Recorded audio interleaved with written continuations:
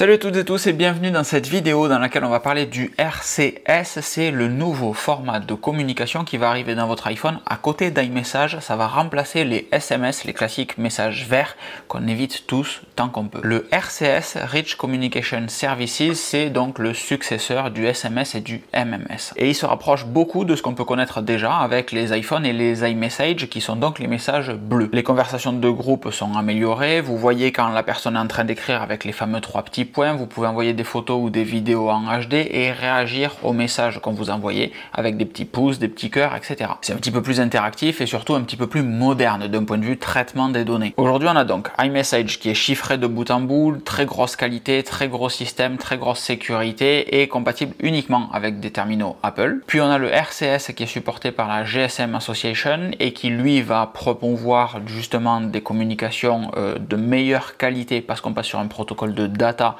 entre deux téléphones compatibles. Donc aujourd'hui, on va pas se mentir, c'est l'immense majorité des téléphones Android. Puis le SMS MMS qui est l'ancêtre de toutes ces communications, qui n'est absolument pas chiffré, qui c'est le standard en fait, c'est un vieux truc qui est totalement obsolète aujourd'hui et c'est utilisé quand aucun des deux téléphones d'un envoi ne sont compatibles avec du RCS ou du iMessage. Donc aujourd'hui, c'est le cas quand un iPhone écrit à un Android, puisque l'iPhone n'est compatible qu'avec du SMS et pas du RCS, et Android n'est pas compatible avec iMessage. Mais tout ça va changer, pas de la manière que vous attendez, puisque le RCS c'est un petit peu comme la recharge sans fil. Ah, c'est volontairement une phrase chelou pour le suspense et que vous restiez dans cette vidéo. Google utilise le standard RCS depuis des années, mais a modifié ce standard pour ses propres usages. Google Message est basé sur le RCS, mais apporte en plus le chiffrement de bout en bout, comme WhatsApp, comme iMessage, etc.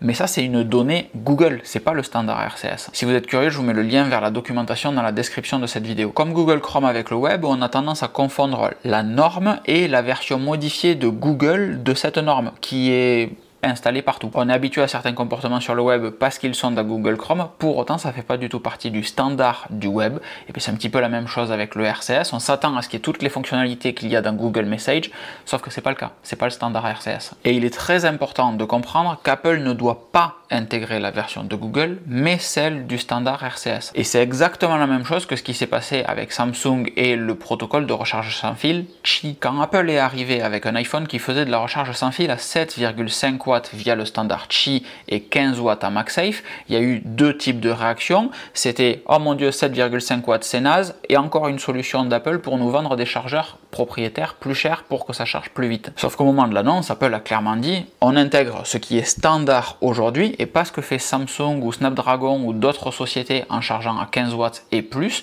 On a notre version propriétaire comme les autres qui charge à 15 watts et le standard aujourd'hui il est de 7,5 watts. On va travailler avec eux pour le faire évoluer et que le standard demain soit à 15 watts. Et c'est comme ça qu'on arrive avec du Qi 2 qui est très majoritairement basé sur le protocole MagSafe d'Apple, mais en réalité personne n'avait fait le travail de faire évoluer le standard. C'est ce qu'Apple a fait. Et là c'est ce qu'Apple va faire aussi et doit faire aussi avec le RCS, intégrer le RCS protocole tel qu'il est listé par la GSM Association, puis faire évoluer ce standard pour apporter des fonctionnalités plus intéressantes comme le chiffrement de bout en bout qui existe dans Google Message ou dans iMessage. Et ça c'est un truc que beaucoup de personnes ne vont pas comprendre, donc si vous avez regardé cette vidéo, je compte sur vous pour propager la bonne parole autour de vous parce qu'il va y avoir beaucoup d'incompréhension là-dessus. Maintenant on se demande quand est-ce que ça sort le RCS sur iPhone. Eh bien c'est déjà en cours de déploiement et c'est déjà fonctionnel. Le RCS sur iPhone est arrivé avec iOS 18 Beta 2 Developer qui est sorti la semaine dernière ou la semaine d'avant,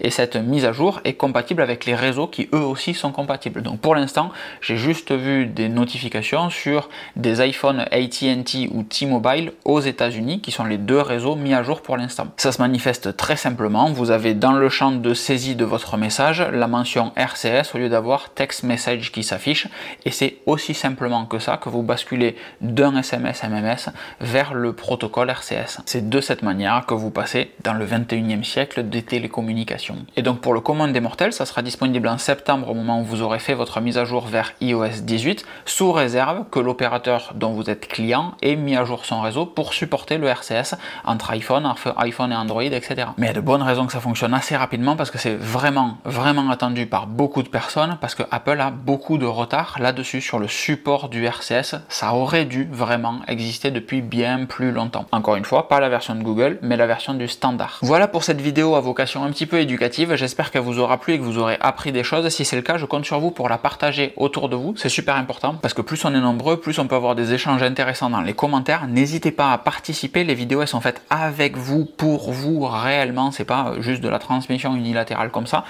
L'échange continue dans les commentaires. Donc si vous avez des sources, des trucs intéressants à partager sur le sujet, n'hésitez pas, lâchez-vous dans les commentaires. L'idée, c'est qu'on se tire tous un petit peu vers le haut. Je vous fais des grosses bises, je vous souhaite une excellente fin de journée et je vous dis à très vite. Ciao, ciao!